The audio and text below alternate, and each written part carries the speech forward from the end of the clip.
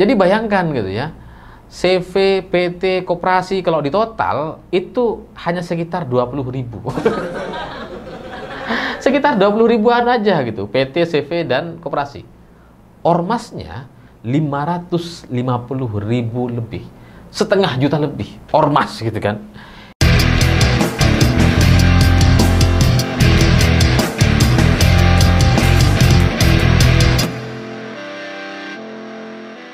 Selamat malam semuanya. Hari ini saya ingin mengajak semua pihak untuk menyadari bahwa negeri ini itu penuh atau terlalu banyak sekali ormas-ormas yang tidak berguna. Negeri ini bisa dibilang negeri 1000 ormas, lebih ya. 1.000.000 ormas atau lebih tepatnya 1,5 juta ormas gitu. Dan ini sudah menjadi satu alarm yang sangat darurat. Kalau kita ngelihat dari Hari Raya Idul Fitri kemarin, ada banyak sekali ormas-ormas yang meminta THR, yang nggak tahu dari mana. Pada intinya kalau kita punya kantor, itu puluhan amplop sudah lengkap dengan permintaan, dengan nama-nama yang sangat random atau kadang-kadang hampir sama namanya, hanya beda di belakangnya. Ada puluhan surat resmi minta THR kepada pengusaha, dan sebagian viral di media sosial, sebagian ribut-ribut dan kemudian ingin melaksanakan aksi unjuk rasa atau protes kepada pemilik usaha. Tapi sebagian besarnya tidak terekam oleh kamera, tapi pada intinya dampaknya itu sama. Aksi dari ormas atau efek dari 1,5 juta ormas yang ada di Indonesia ini itu membuat para pengusaha jadi males sekali untuk berinvestasi atau berwirausaha di sini. Karena apapun yang mereka lakukan atau ingin laksanakan, pada ujungnya mereka harus membayar ormas yang manfaatnya nggak ada. Jangankan perusahaan-perusahaan atau pabrik kecil, saya punya pengalaman lah, dulu pernah bikin workshop atau bikin tempat gitu ya, dan itu juga dimintai oleh ormas gitu ya. Jangankan yang pabrik kecil atau workshop yang cuma puluhan meter gitu ya, bahkan BYD yang mau bikin pabrik di Indonesia itu juga direcokin sama ormas. Jadi ini menjadi pertanyaan kita semua gitu. Apakah negara kita akan menjadi negara ormas yang terlalu banyak ormasnya? Dan miris sekali kalau melihat bagaimana seorang Hercules itu dihormati anggota Kopassus. Memang komandan Kopassusnya sudah minta maaf gitu ya. Meskipun yang minta selfie bukan komandan Kopassus tapi anak didiknya atau anak buahnya gitu ya. Memang sudah minta maaf, sudah klarifikasi mereka, tapi tetap saja itu menjadi satu catatan sejarah yang sangat memalukan gitu. Itu Hercules jadi kayak idola gitu. Saya nggak ngerti. Dan ya kalau kemudian kelakuan seorang Hercules yang secara latar belakang dia memang adalah preman, lalu dihormati oleh Kopassus sedemikian rupa, itu kan membuat masyarakat kita jadi kayak putus asa. Kita jadi malu sebagai rakyat gitu ya. Dan kalau seandainya Elon Musk tahu ada situasi yang seperti ini di Indonesia, mungkin dia akan ketawa ngakak tuh. Wah, untung saya nggak jadi invest di situ. Gimana gitu? Aparatnya atau bagian dari negara ini sangat menghormati kelompok preman.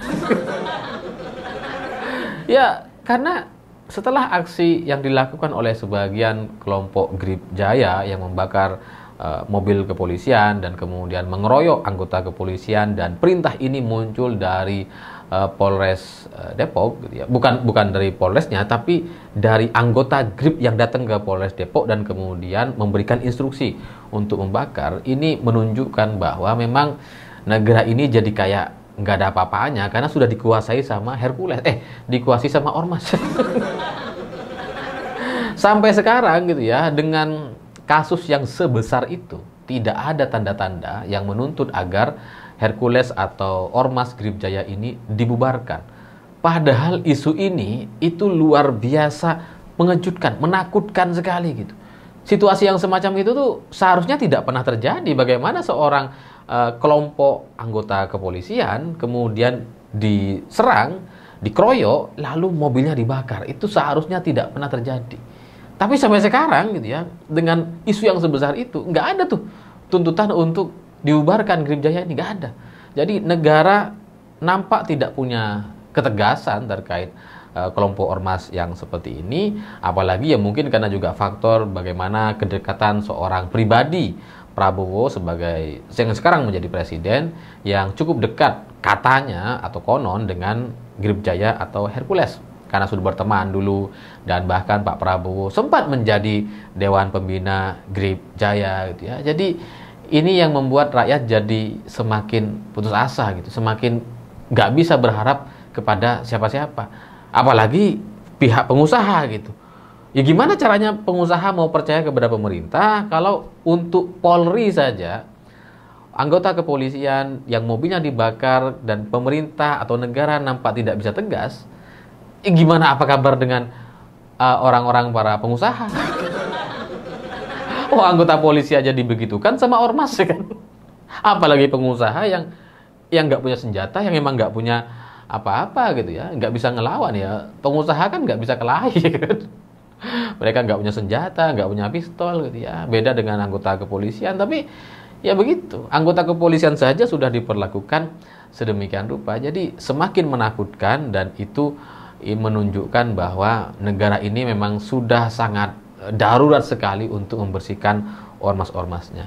Dan saya baru tahu sekarang gitu ya, setelah rame-rame soal ormas ini gitu, karena bagaimanapun ormas atau Grip Jaya yang melakukan tindakan yang semena-mena semacam itu menunjukkan bahwa dia nggak takut apa-apa. Dia bahkan nggak takut dengan anggota kepolisian atau Polri. Dan sekarang setelah itu terjadi, pihak anggota kepolisian atau Polri atau para pengamat intelijen, pengamat Polri atau siapapun itu nggak ada yang kemudian berani untuk menyuarakan agar kelompok Grip Jaya ini dibubarkan gitu. Padahal ini soal harga diri, ini bukan cerita soal aksi demonstrasi terus kemudian mobil polisi dibakar. Itu mungkin karena spontanitas, karena orang marah dan sebagainya gitu. Tapi ini enggak nih.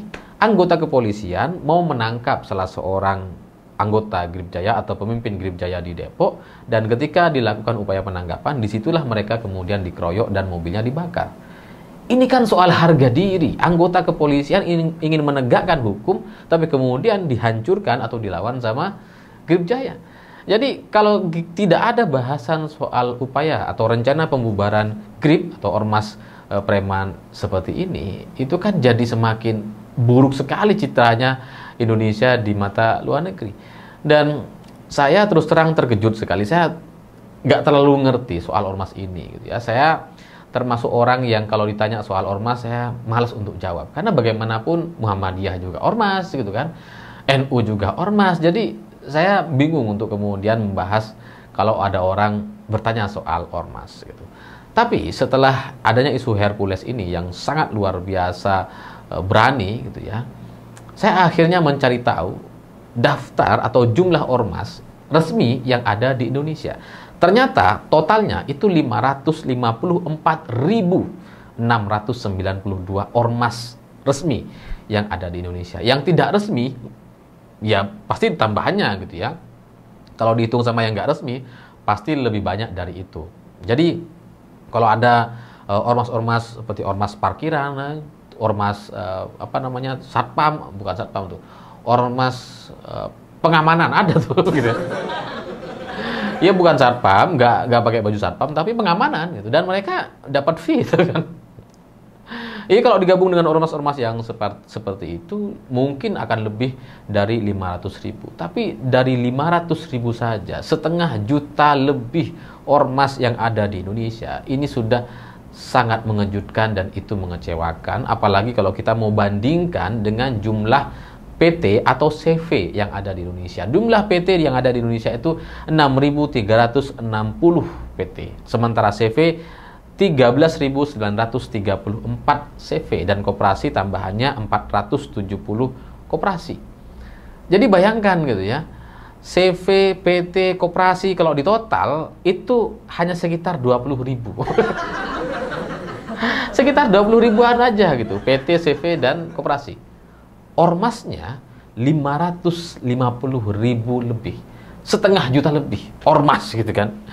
Ini kan menjadi nggak sebanding sama sekali. Negara ini mau diajak jalan kemana gitu.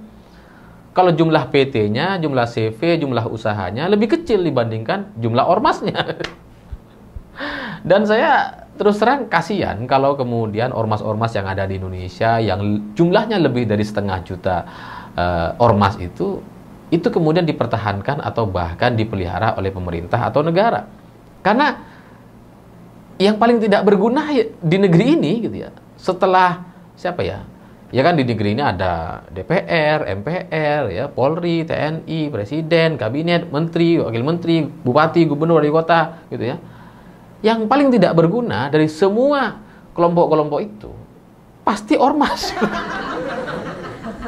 Karena dia yang paling nggak berkontribusi. Kalau pengusaha kan berkontribusi kepada pajak, gitu ya. Jadi kalau ada terlalu banyak ormas seperti ini, kemudian dipertahankan, dielu-elukan, gitu ya, kasihan pengusahanya. Ya pengusaha gimana enggak, dia bayar pajak gitu ya, dia bayar ormas juga. Udah bayar pajak, bayar ormas, bayar oknum pula gitu ya. Kalau ada oknum datang harus ngamplopi itu, kalau nggak diamplopi bisa berisik nanti. Tapi dengan semua yang sudah diberikan sama pengusaha ini, pengusaha nggak dapat penghormatan apa-apa gitu. Kalau mau minta pengawalan tetap masih harus bayar, padahal dia sudah diperas habis-habisan tuh. Pajak udah bayar, kemudian ormas juga bayar, oknum juga bayar terus gitu. Udah kayak ATM berjalan tuh. Sementara dari sisi ormasnya, ini kebalikan dengan pengusaha. Dia nggak perlu bayar pajak, disegani sama oknum-oknum aparat. Nggak ada oknum aparat berani minta minta fee, minta uang ke ormas, nggak ada tuh. Oknum-oknum hanya minta kepada pengusaha gitu. Dan setelah itu si ormas ini masih juga bisa meminta kepada pengusaha. Jadi bayangkan, yang paling menderita ya pengusaha gitu. Dia udah bayar ke semuanya, nggak dapat penghargaan, nggak dapat penghormatan. Kalau ada kasus habis dia. Ditunggu-tunggu emang gitu. Semakin ditakut-takuti. Ya kalau begini terus kan mending kita bikin ormas ya daripada bikin usaha gitu kan. Ya karena ormas menang semua. Pajak nggak bayar, disegani, dihormati sama oknum-oknum aparat gitu ya. Masih bisa minta juga kepada pengusaha. Dan kepada pengusaha siapa saja gitu. Mau legal, ilegal, setengah ilegal, pokoknya boleh. Ormas masih bisa minta gitu. Tapi kalau pengusaha kan nggak bisa bergerak di level-level yang seperti itu. Dia harus legal, harus bayar pajak, harus bayar ormas, harus bayar. Habis semua, jadi pengusaha jadi kayak diperas habis-habisan. Itulah mungkin yang membuat wajah Indonesia menjadi sangat tidak menarik dibandingkan negara-negara lain seperti halnya Vietnam. Nggak ada di negara lain ormas-ormas begini. Nggak ada gitu. Jadi ya gimana gitu, gimana investor mau tertarik kalau kemudian situasi kita seperti ini. Saya menunggu dan berharap ada keberanian dari Presiden Prabowo. Ya meskipun saya meragukan, tapi saya masih berharap gitu. Karena ya kita mau berharap kepada siapa lagi kecuali kepada Presiden. Saya berharap agar ada keberanian untuk membubarkan para ormas-ormas ini, untuk kemudian tidak lagi merecoki atau mengganggu usaha-usaha yang ada di Indonesia. Karena kalau ada orang bilang bahwa ormas ini ya tidak mengganggu dan sebagainya, itu pasti karena mereka tidak pernah punya pengalaman gitu. Kalau dulu gitu ya ada lawan dagang atau lawan bisnis kita gitu ya, itu kan macam-macam caranya. Dikirimin apalah, santet, dikirimin apa ya.